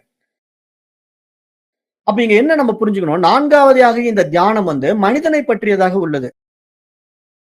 மனிதனுடைய முக்கிய அங்கங்களில் சிலது இங்கே தியானத்திற்கு எடுத்துக் கொள்ளப்படுகின்றன. உலகமும் உயிர்களாகவும் இருக்கின்ற அந்த இறைவன் மனிதனாகவும் இருக்கின்றார் என்பது இங்கே சுட்டிக்காட்டப்படுகிறது. இங்கு அனைத்திற்கும் தங்கும் இடமாக, அதாவது ஆதாரமாக திகழ்வதால் இறைவன் இருப்பிடம் உடையவர் என்று இங்கு பெயர் பெறுகிறார் என்று இந்த 4வது வித்தை வந்து முடிக்குது. 16 வித்தைகளோட முடிக்குது. அப்ப இங்க யார் இறைவனை இவ்வாறு 4 பங்குகள் உடைய கால் கால் பகுதிகளாக அறிந்து இருப்பிடம் உடையவராக தியானிக்கின்றானோ, அவன் இந்த உலகில் இருப்பிடம் உடையவனாக வாழ்கின்றான். யார் இறைவனை இவ்வாறு 4 பங்குகள் உடைய கால் பகுதியாக அறிந்து இருப்பிடம் உடையவராக தியானிக்கின்றார்களோ, அவர் பரந்த உலகங்களை பெறுகின்றார்கள் என்று இந்த 8வது பகுதி இங்க நிறைவு பெறுவதாக நாம் இங்க பார்க்கிறோம். இப்ப இந்த இடத்துல நம்ம என்ன புரிஞ்சுக்கணும்? இப்ப 4 விஷயத்த வந்து மனிதனுக்கு அப்பாற்பட்ட ஜீவராசிகள் வந்து பாடம் எடுத்தது. இப்ப இந்த பாடங்கள் எப்படி அது எடுத்தது? ஏன் எடுத்தது? அப்படின்னு பார்த்தா, இங்க ஈஸ்வர நீதிக்குள்ள இறைவன் வந்து ஒருத்தனுக்கு வந்து அந்த விஷயத்த குடுக்கணும்னு முடிவு பண்ணிட்டாருன்னா, எந்த ரூபத்துல வேணா, எப்படி வேணா குடுப்பார் அப்படிங்கிறதுக்கு ஒரு உவமானமா ஒரு இந்த கதைய நம்ம பார்க்கிறோம். அப்ப இங்க 4 வித்தைகள்ல கடைசியா வந்து ஏன் 4 வித்தைய வந்து நம்ம உடம்புக்குள்ள வச்சிருக்கு அப்படின்னா, இந்த இடத்துல அந்த திருமூலருடைய திருமந்திர பாடல் நம்ம நல்லா எடுத்துக்கணும். அதாவது திருமந்திர பாடல் என்ன அப்படின்னா, "உள்ளம் பெரும் கோயில், ஊனுடம்பு ஆலயம், தெள்ளத் தெளிந்தார்க்கு ஜீவன் சிவலிங்கம்" அப்படின்னு ஒரு பாடல் இருக்கு. திருமந்திர பாடல். அப்ப இங்க என்ன அப்படின்னா, இந்த உள்ளம் தான் நம்ம உண்மையிலேயே நம்ம வணங்க வேண்டிய கோயில். கோயில் வெளிய எங்கேயும் கிடையாது. நமக்குள்ள இருக்கக்கூடிய மனசு தான் அந்த கோயில். அந்த கோயில் வந்து மனதுக்குள்ள இருக்கிறது வந்து கோயில் அப்படிங்கிற வார்த்தை வந்து எந்த இடத்துல பொருள்படுது அப்படின்னா, கர்ப்ப கிரகம். அதாவது கோயில் அப்படின்னா எப்படி புரிஞ்சுக்கணும்னா, இப்ப நம்ம சாதாரணமா கோயிலுக்கு போயிட்டு வர்றோங்க அப்படின்னு சொன்னா, நம்ம ஒட்டுமொத்த கோயில மனசுல கற்பனை பண்ணிக்கிறோம். ஆனா உண்மையில அந்த கர்ப்ப கிரகத்த தான் கோயில் என்று சொல்லணும். அப்ப மத்த இடமெல்லாம் என்னங்க அப்படின்னா, மற்ற இடங்கள்லாம் ஆலயம். இங்க ஆலயம், கோயில் அப்படிங்கிறதுக்கு வித்தியாசம் இருக்கு. அதனால திருமூலர் அழகா அத எப்படி புரிய வைக்கிறார்ன்னா, "உள்ளம் பெருங்கோயில், ஊனுடம்பு ஆலயம்" அப்படிங்கிறாரு. அப்போ நம்முடைய உள்ளம் தூய்மையாக இருக்கும்போது அங்க இறைவன் பிரகாசிப்பான். அதுதான் அவனுடைய கர்ப்ப கிரகம். உள்ளம் தான் இறைவன் பிரகாசிப்பதற்கான கர்ப்ப கிரகம். அந்த கர்ப்ப கிரகம் எங்க இருக்குது? இந்த உடம்புக்குள்ள இருக்கு. இந்த பருவுடலுக்குள்ள இருக்கு. அதனால இந்த ஊன் உடம்பு ஆலயம். ஊனுன்னா சதைகளால் உண்டாக்கப்பட்ட இந்த உடம்பு ஆலயம். அப்ப இந்த சதைகளால் உண்டாக்கப்பட்ட இந்த உடம்புல என்ட்ரன்ஸ் இருக்கு. இந்த உடம்புல காம்பவுண்ட் வால் இருக்கு. இந்த உடம்புல வந்து பலிபீடம் இருக்கு. இந்த உடம்புல எல்லாமே ஒன்று சேர்ந்த இந்த உடல் தத்துவத்த தான் இங்க வந்து நம்முடைய ஆகம கர்மம் என்ன சொல்லிக் குடுக்குது? ஆகம விதி. கோயிலையே வந்து நம்ம மனித உடலாக பார்க்குது. இதெல்லாம் நம்ம ஃபோட்டோல பார்த்திருப்போம். ஒருத்தர் அப்படியே படுக்க வச்சிருப்பாங்க. அவருடைய கால் கட்டை விரல்கள் எல்லாம் வந்து கால் கட்டை விரல், சிறு விரல் வரைக்கும் அப்படியே நீட்டிக்கிட்டு இருக்கிறது தான் ராஜ கோபுரம். அப்புறம் அப்படியே நடந்து வருகின்ற அந்த கால் கணுக்கால், முழங்கால் இதெல்லாம் வந்து நம்ம உடம்புல ஒவ்வொரு பகுதிகள நம்ம கோயிலினுடைய வழிபாதைகளாக அமைத்து, அப்புறம் அங்க பலிபீடம், அப்புறம் அந்த கொடிக்கம்பம், அப்புறம் கர்ப்ப கிரகம் அப்படின்ட்டு நம்முடைய உடம்ப வந்து ஒரு ஸ்ட்ரக்சரா வடிவமைச்சு காட்டியிருப்பாங்க சித்தர்கள் மார்க்கத்துல, மகான்களுடைய வழிபாட்டுல. அப்ப இங்க என்ன நம்ம புரிஞ்சுக்கணும்? உள்ளம் பெருங்கோயில்னு புரிஞ்சுக்கணும். ஊனுடம்பு ஆலயம்னு புரிஞ்சுக்கணும். அப்ப இந்த உடம்புக்குள்ள எது இருக்குது? ஜீவன் இருக்குது. ஜீவன் சிவலிங்கம். அப்ப இங்க என்ன புரிஞ்சுக்கணும்? உயிர் தான் கடவுள்னு புரிஞ்சுக்கணும். அப்ப உயிர் தான் கடவுள்னு நீங்க புரிஞ்சுக்கிட்டா, உங்களுடைய உயிர் கடவுள்ங்கிற மாரி எல்லா உயிர்களும் கடவுள் தானே. அப்ப எந்த உயிர உங்களுக்கு துன்புறுத்த மனசு வரும்? இன்னொரு உயிர துன்புறுத்துனீங்கன்னா, நீங்க யாருக்கு துன்பத்த இழக்கிறீங்க? உங்களுக்கு நீங்களே துன்பத்த இழச்சுக்கிறீங்க. ஆனா நீங்க என்ன நெனச்சுக்கிட்டீங்க, அந்த வேற உடம்புல இருக்கிறதுனால அவனுக்கு நான் துன்பத்த விளைவிக்கிறேன். எனக்கு ஒண்ணும் பாதிப்பு இல்லன்னு நீங்க உடம்பு லெவல்ல பார்த்துக்கிட்டு அபிமானம் வச்சுக்கிட்டு இருக்கீங்க. உடம்பு மேல இருக்கிற அபிமானத்தினால, இன்னொரு உடலுக்கு நீங்க துன்பத்தை இழைப்பத வந்து பெருசா எடுத்துக்கல. அவன அடிக்கிறீங்க, கொல்றீங்க, அவன திட்டுறீங்க. ஆனா அது வேற ஒரு பாடி. ஒரு கோழி அறுத்து கொல்றீங்க, ஒரு ஆட்ட அடிச்சு சாப்பிடுறீங்க. காரணம் என்ன? அது வேற ஒரு பாடி. ஆனா வேற ஒரு பாடியா இருந்தாலும் அதுக்குள்ள இருக்கிற உயிர் யாரு? உங்களுதே தான். நீங்களே தான் அது. அதுதான் நீங்க. தெரியல. அந்த உடம்புக்குள்ள இருக்கிறத அவமதிக்கிறீங்க. உயிர அவமதிக்கிறீங்க. நான் தான் இறைவன் தெரியாம உயிர துஷ்பிரயோகம் பண்றீங்க. துஷ்பிரயோகம் பண்ணிட்டீங்கன்னா, உங்களுக்கு இறைவன் எப்படி அனுபவம் ஆவான்? அனுபவம் ஆக மாட்டான். நீங்க அனுபவமாக்க வேண்டியதே உங்களுடைய உயிரத்தான் அனுபவமாக்கணும். ஆனா உயிரையே அனுபவமாக்குவதற்கு நீங்க உதவி புரியாம, முரண்பாடா இருக்கிறீங்க. முரண்பாடா இருந்தா எப்படி நீங்க இதுல சாதிக்க முடியும்? என்றைக்கும் சாதிக்க முடியாது. அததான் சாஸ்திரம் சொல்லுது. "உள்ளம் பெருங்கோயில் ஊனுடம்பு ஆலயம், உள்ள ஜீவன் சிவலிங்கம்." தெள்ளத் தெளிந்தார்க்கு. அந்த பாயிண்ட்ட மறந்துடக்கூடாது. தெள்ளத் தெளிந்தார்க்கு. யாரு தெளிவாடா இருக்கானோ அவனுக்கு தான் இறைவன் தெரிவான். அவனுக்கு இறைவன் சிவலிங்கமா தெரிவான். சிவலிங்கம்னா என்ன? உயிரா இருக்கிறான். சிவம்னா உயிரு. சவம்னா டெட் பாடி. அப்ப சிவம்னா உயிரு. நீங்க சிவமா இருக்கணுமா? சவமா இருக்கணுமா? சிவமா இருக்கணும் அப்படின்னா, நீங்க உயிரா இருக்கணும். அப்ப நீங்க உங்களுடைய ரியாலிட்டியே வந்து சிவம் தான். அப்ப அந்த சிவத்த நீங்க அனுபவம் ஆக்கும்போது, இங்க எல்லாவற்றிலும் இறைவனை காண்பது, எல்லாவற்றிலும் தன்னை காண்பது. அதுதான் இங்க பாயிண்ட். அப்ப எல்லாவற்றிலும் தன்னை காண்கின்ற வித்தை தான் இந்த கால் பகுதி. 4வது கால் பகுதிய வந்து இந்த நீர்ப்பறவை சொல்லிக் குடுக்குது. அப்ப இப்படிப்பட்ட இந்த உயரிய உபதேசத்த கௌதமர் தன்னுடைய வாயால உபதேசிக்க போறார். இனிமேல் வந்து கௌதம முனிவர் வந்து இவனுக்கு இந்த உபதேசத்த குடுக்கிறார். இவன் என்ன பண்றான்? திரும்பி வரான். அந்த குருவ சந்திக்கிறான். "சுவாமி, நீங்க என்கிட்ட குடுத்த கடமைய நான் சரியா செஞ்சு முடிச்சுட்டேன். நீங்க எனக்கு மாடு மேய்க்க அனுப்பிச்ச வேலைய நான் நிறைவு செய்திருக்கிறேன். 1000 மாடுகளாக மாத்தி கொண்டு வந்துட்டேன். இப்ப எல்லா மாடுகளுமே திடகாத்திரமா இருக்கு. எல்லாம் நல்லா பால் கறக்குது. எல்லாமே நல்லா இருக்குது. நீங்க பார்த்துக்குங்க" அப்படின்னு சொல்றான். குரு ரொம்ப மகிழ்ச்சி அடைகிறாரு. அவன பார்த்த உடனே குரு கேட்கிறாரு. எப்படி கேட்கிறாருன்னா, கௌதமர் சத்தியகாமனை நோக்கி, "இனியவனே, இறைஞானம் பெற்றவனைப் போல் நீ ஒளிர்கின்றாயே! உனக்கு யார் உபதேசித்தார்கள்?" என்று கேட்டார். அதற்கு சத்தியகாமன், "மனிதர்களைத் தவிர மற்றவைகள் எல்லாம் எனக்கு உபதேசித்தார்கள் ஐயா. ஆனால் தேவரீர் தாங்கள் எனக்கு உபதேசிக்க வேண்டும்" என்று அவரிடத்திலே சாஷ்டாங்கமாக விழுந்து நமஸ்காரம் செய்தான். அப்ப இங்க என்ன இந்த கதையில சொல்ல வருதுன்னா, அந்த விஷயத்த இயற்கை அவனுக்கு வேற விதமா உபதேசம் குடுத்துடுச்சு. இப்ப அந்த உபதேசத்தை பெற்று அவன் வந்து அந்த இறைத்தன்மைய அடைந்து விட்டான். அதனால அவன் தேஜஸ் ஆயிட்டான். மாடு மேய்க்கத்தான் போனான். ஆனா மாடு மேய்க்கும்போது கூட அந்த குருவின் மேல் வச்சிருந்த நம்பிக்கை என்ன ஆயிடுச்சுன்னா, அவனுக்கு உபதேசம் வேற ரூபத்துல கிடைச்சிடுச்சு. அப்ப குரு வந்து ஒரு மனித ரூபத்துல தான் உபதேசிக்கணுமானா இல்ல. எந்த ரூபத்துல வேணா உபதேசிப்பாரு. ஆனா விஷயம் என்னன்னா, அதை பெறுவதற்கான பாத்திரமாக அவன் இருக்கிறானாங்கிறது மட்டும் தான் விசேஷம். ஏன்னா இங்க வருகின்ற சிஷ்யன் வந்து அதை பெறுவதற்கு தகுதியானவனாக இருக்கின்றானாங்கிறத மட்டும் தான் இங்க இயற்கை பார்க்கும். இயற்கைன்னா யாரு? ஈஸ்வரன் பார்ப்பான். ஏன்னா ஈஸ்வரன் யாரு? குரு. இங்க வருவதே ஈஸ்வரன் தான் வரான். குருவா வரான்.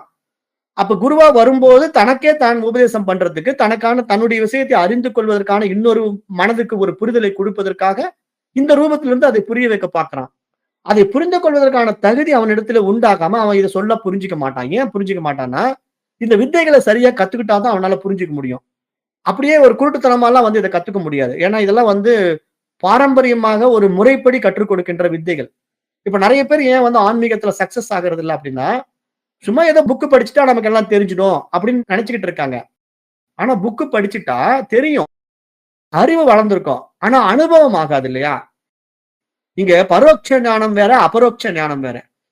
பரோட்ச ஞானம் என்பது வந்து ஒரு விஷயத்தை தெரிந்து கொண்ட அனுபவம். ஆனா அபரோக்ஷ ஞானம் என்பது அதுவாகவே மாறுகின்றது. 2க்கும் வித்தியாசம் இருக்கு.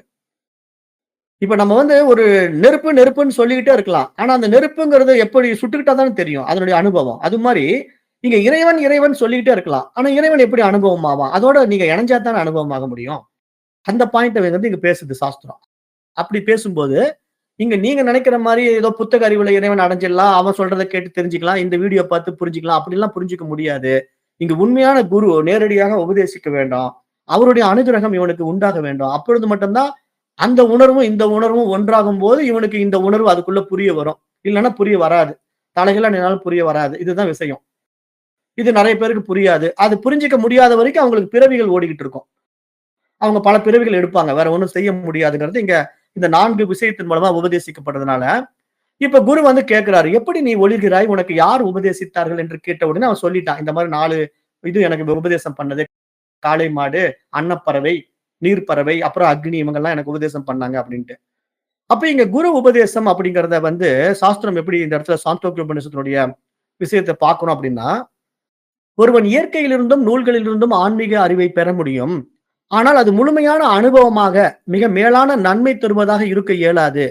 ஏனென்றால் புறத்திலிருந்து பெறுகின்ற ஆன்மீக அறிவை ஒரு ஆற்றல் மிக்க குருவினால் மட்டுமே மிக மேலான நன்மை தருகின்ற அனுபவமாக மலரச் செய்ய இயலும் என்பதை சுவாமி விவேகானந்தர் தன்னுடைய சாந்தோக்கிய உபனிஷத்தினுடைய பாஷ்யத்திலே விளக்க உரையிலே இதை குறிப்பிட்டிருக்கிறார். அவருடைய குறிப்பிட்ட விஷயத்தை நான் இங்க பேசுறேன். ஓடைகள் போதனை செய்கின்றன, கற்கள் போதனை செய்கின்றன என்றெல்லாம் சொல்லுவது கவிதை நயத்துடன் விளங்கலாம். ஆனால் தன்னிடம் இம்மி அளவாவது உண்மை இல்லாதவன் போதனை செய்ய இயலாது. ஓடைகள் யாருக்கு போதிக்கின்றன? யாருடைய வாழ்க்கை தாமரை போன்று மலருகின்றதோ, உண்மையான குருவிடமிருந்து பெற்ற ஒளியால் மலர்ந்து விட்டதோ, அவருக்குத்தான் அவைகள் போதனை செய்ய முடியும். இதயம் மலர்ந்து விட்டால் ஓடைகளில் இருந்தும் போதனை பெறலாம், கற்களில் இருந்தும் போதனை பெறலாம், அவற்றிலிருந்தும் ஆன்மீக போதனையை பெற முடியும் என்று இங்கு சுவாமி விவேகானந்தர் விளக்கம் கொடுக்கிறார். அப்ப நம்ம இந்த இடத்துல என்ன பாயிண்ட் ஆஃப் வியூ புரிஞ்சுக்கணும் அப்படின்னா, இப்ப வந்து அந்த சத்தியகாமன் வந்து குருவை வந்து மானசீகமா ஏத்துக்கிட்டான். இந்த குரு எனக்கு எது சொன்னாலும் சரியா தான் இருக்கும், தப்பே வராது அப்படின்ட்டு அவருடைய நம்பிக்கையை திடகாத்திரமா வளர்த்துக்கிட்டான் இல்லையா? அந்த உண்மைத்தன்மை அவனிடத்துல உண்டான பிறகு அவனுக்கு இயற்கை எங்கிருந்தாலும் அவனுக்கு போதனை செஞ்சாலும் அவனுக்கு புரிய வருங்கிறது இங்க சொல்ல வர்றார். ஏன்னா ஒரு ஓடை கூட போதனை செய்யலாம், ஒரு கல்லு கூட போதிக்க முடியும். ஆனா அந்த புரிஞ்சுக்கிறதுக்கு குருவை நம்புகின்றவன் தான் தகுதியான மாணவனாக இருக்கும்போது அது புரியும். இல்லைன்னா அவன் குருவே உபதேசம் பண்ணாலும் அவனுக்கு புரியாது. ஏன்னா அவன் குருவையே நம்பாம இருந்தா எப்படி புரியும்? நிறைய பேருக்கு வந்து அந்த சிரத்தை இல்ல, நம்பிக்கை கிடையாது. பாடங்கள் நடத்தும் போது அந்த பாடத்தை கேட்டு புரிந்து கொள்ளக்கூடிய நம்பிக்கை இல்லாத தன்மை இருக்கிறதுனால அவங்க அதை ஜெயிக்க முடியாம போயிடும். கடைசி வரைக்கும் அவங்க ஜெயிக்க மாட்டாங்க. ஏன்னா அவங்க ஒரு சந்தேக கண்ணோட்டத்தோடவே அதை பார்த்துக்கிட்டு இருப்பாங்க. அப்படி சந்தேக கண்ணோட்டத்தை வாழ்க்கை வாழ்றவன் எப்படி தன்னுடைய வாழ்க்கை நிறைவா வாழ முடியும்? எல்லாத்துலயும் சந்தேகம் இருக்கும். மனைவி மேல சந்தேகம் இருக்கும், குழந்தைங்க மேல சந்தேகம் இருக்கும், தொழில் பண்ற இடத்துல சந்தேகம் இருக்கும், வேலைக்காரன் மேல சந்தேகம் இருக்கும். அவன் ஒரு சந்தேக பிராணியாவே இருப்பான். அவன் என்னைக்குமே அந்த இறைத்தன்மையை அடைய மாட்டான். ஏன் அடைய மாட்டான்னா, அவன் எப்பொழுதும் சந்தேக பிராணியா இருக்கிறவன் எப்படி போய் இறைவனை வந்து அனுபவமாக்க முடியும்? அனுபவமாக்கவே முடியாது. அவனுக்கு புரிதல் இல்ல. அப்ப இங்க வந்து இததான் சுவாமி விவேகானந்தர் சொல்லும்போது என்ன சொல்றாருன்னா, குருவிடமிருந்து பெற்ற ஒளியால் மலர்ந்தவன். அந்த உண்மையான மலர்ச்சி யாருக்கு உண்டாகுதோ, அவன் வந்து ஓடைகள் கூட போதிக்கும். அவனிடத்துல கற்கள் கூட போதிக்கும். ஏன்னா அவன் வந்து அந்த எல்லாவற்றிலும் தன் குருவை பார்க்கிறான். அந்த ஈஸ்வர நியதிக்குள்ள வந்து விட்டான்.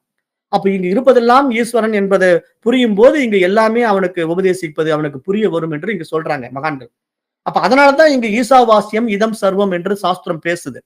ஏன்னா இங்க இருப்பதெல்லாம் இறைவனே அப்படின்னு எந்த அடிப்படையில பேசுதுன்னா, இங்க எல்லாமே இறைத்தன்மைக்குள்ள இருக்கு. ஆனா அதை உணர்வதற்கான உணர்ச்சி நம்ம கிட்ட இல்ல. ஏன்னா நாம வந்து பேதமை புத்தியில் இருக்கிறோம், பிரிச்சு பார்க்கிறோம், இது உயர்ந்தது தாழ்ந்ததுன்னு கருதுறோம். அப்புறம் இவனை நம்ப மாட்டேங்கிறோம். இவன் எப்படி நமக்கு சொல்லிக் கொடுப்பான், இவன் அதுக்கு தகுதியானவனா அப்படின்னு அவனை எடை போடுறோம். இது மாதிரி நிறைய விஷயங்கள் நம்ம இடத்துல இருக்கிறதுனால நம்ம ஜெயிக்க முடியாம போயிடுது அப்படிங்கிற ஒரு ஆழமான விஷயத்தை இந்த இடத்துல உபனிஷத்து வந்து சுட்டி காட்டுவதை சுவாமி விவேகானந்தரும் இந்த இடத்துல விளக்கம் கொடுக்கிறார் என்று நம்ம பார்க்கிறோம். அவர் முக்கியமா சொல்றாரு, இதயம் மலர்ந்து விட்டால் ஓடைகளிலிருந்தும் போதனை பெறலாம், கற்களிலிருந்தும் போதனை பெறலாம், அவற்றிலிருந்து ஆன்மீக போதனை பெற முடியும் என்பதை அவர் கூறுகிறார். மாறாத இதயம் அங்கே ஓடைகளையும் உருள்கின்ற கற்களையும் தான் பார்க்கும். பார்வையற்றவன் பொருட்காட்சி சாலைக்கு போகலாம், அவனுக்கு அதனால் ஒரு பயனும் இல்லை. முதலில் அவனது கண்கள் திறக்கப்பட வேண்டும். அதற்கு பிறகுதான் அவன் அங்குள்ளவற்றை பற்றி தெரிந்து கொள்ள முடியும். ஆன்மீகத்தை பொறுத்தவரை கண்ணை திறப்பவர்தான் குரு. எனவே இயற்கையிலிருந்து போதனை பெற்ற பின்னரும் குருவிடமிருந்து போதனை பெற விரும்பினான் சத்தியகாமன். குருவும் அவனுக்கு உபதேசித்தார். ஆரம்பத்தில் நாம் கண்டது போல குரு உபதேசத்துடன் ஆன்மீக ஆற்றலையும் கூட சேர்த்து வழங்குகின்றார் என்று இங்கு நம்ம பார்க்க வேண்டும். ஏன்னா இங்க குருவனுடைய உபதேசத்துக்கும் மற்ற புத்தகங்களோ அல்லது ஒரு லேப்டாப்போ அல்லது வேற என்ன நம்ம கிட்ட மீடியா டெக்னாலஜி இருக்கோ அது எல்லாமே உபதேசிக்கிறதுக்கு என்ன வித்தியாசம் அப்படின்னு கேட்டா, இங்க வந்து நம்ம புத்தகங்கள் மூலமா பெறுகின்ற அறிவு வந்து பரோட்ச ஞானம். ஆனா குருவின் மூலமா நம்ம பெறுகின்ற அறிவு தான் அபரோக்ஷ ஞானம். அப்ப அபரோக்ஷ ஞானம் என்பது அனுபவ அறிவு. ஆனா நம்ம புத்தகங்கள் மூலமா பெறுகின்ற அறிவு வந்து ஒரு புத்தக அறிவு, அவ்வளவுதான். புத்தக அறிவும் வந்து அனுபவ அறிவும் ஒன்றாகி விடாது.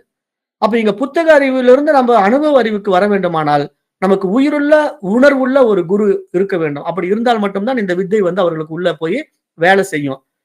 இல்லைன்னா வேலை செய்யவே செய்யாது அப்படிங்கிறத சுவாமி விவேகானந்தர் தன்னுடைய சாந்தோக்கிய உபநிஷத்தினுடைய கருத்துரைகளாக இங்க முன்வைக்கிறார் என்பதை செயல்முறை வேதாந்தம் என்று அவருடைய சொற்பொழிவுகளில் பார்க்கலாம். சுவாமி விவேகானந்தருடைய சொற்பொழிவு வந்து செயல்முறை வேதாந்தம் அப்படின்னு இருக்கு. அதுல பார்த்தீங்கன்னா, இதெல்லாம் தெளிவா விளக்கியிருப்பார். அப்ப இந்த இடத்துல நம்ம என்ன புரிஞ்சுக்கணும் அப்படின்னா, காளை, அக்கினி, பறவை போன்ற உருவக கதைகளுடன் கூடவே அந்த கால கருத்துக்களின் நோக்கையும், போக்கையும் நாம் பார்க்க முடிகிறது.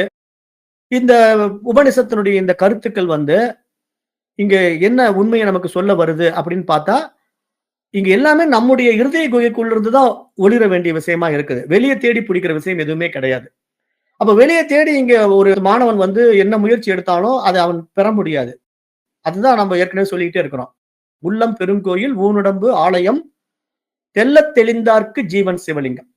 அப்ப அந்த ஜீவனாக, அந்த சிவமாக இறைவன் நம் உள்ள இருக்கிறான் அப்படிங்கிறத உணர்வத, இன்னொரு உணர்வுபூர்வமான பொருள் தான் நமக்கு காட்டிக் கொடுக்கும் என்று கூறுவதாக இந்த 9ஆம் பகுதி இந்த இடத்துல நிறைவடைகிறது.